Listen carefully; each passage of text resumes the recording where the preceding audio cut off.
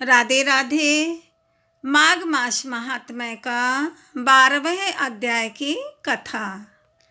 यमदूत बोले, जो पुरुष प्रसंगवश भी माघ मास की दोनों एकादशियों का व्रत रखता है, वह यम के दुखों को कदापि प्राप्त नहीं करता और तीनों लोकों में भी उसके समान कोई शुद्ध आत्मा पुरुष नहीं होता।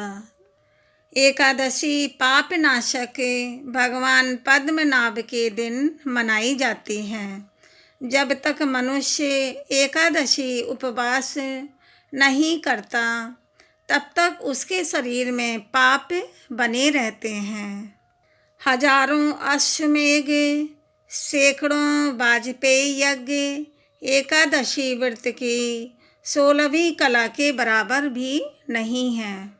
हे वैश्य, 11 इंद्रियों से किए हुए मनुष्यों के समस्त पाप एकादशी के दिन उपवास करने से पूर्णतः नष्ट हो जाते हैं और वह यमराज के अधीन नहीं होता, बल्कि स्वर्ग तथा मोक्ष, आयुष्य और संतान को प्राप्त करने वाला होता है।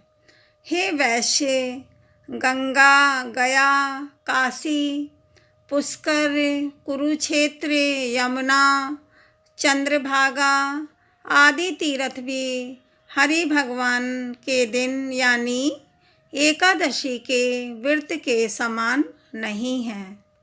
हरि दिन को उपवास रखकर रात्रि में जागने से माता पिता और स्त्री के कुल की 10-10 पीढ़ियाँ उद्धार पाती हैं और वे संसार से निर्मुक्त होकर विष्णु भगवान के लोक को चले जाते हैं।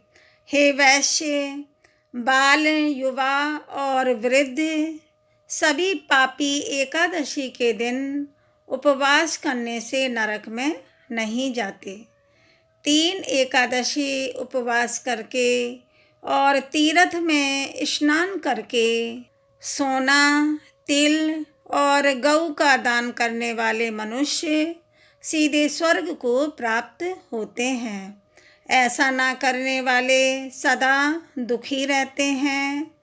मैं आपसे संक्षेप में नरक से बचने का धर्म कहता हूँ। मन, कर्म और वचन से किसी प्राणी मात्र से द्रोह ना करना, इंद्रियों को वश में रखना, दान देना, भगवान हरि की सेवा करना, नियम पूर्वक सब वर्णाश्रम धर्म का पालन करना चाहिए।